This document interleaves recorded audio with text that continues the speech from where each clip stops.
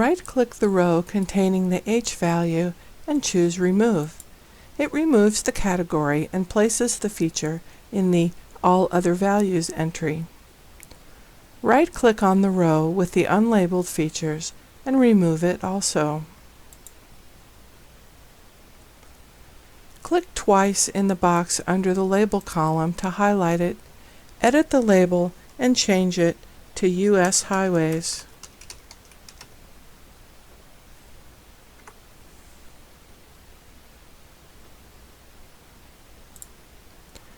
Replace the S label with State Highways and the I label with Interstates.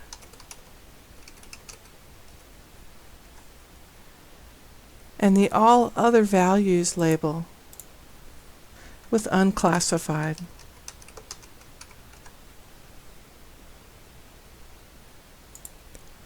Click the U.S. Highways row to select it. Click the up arrow to move it below the Interstates row.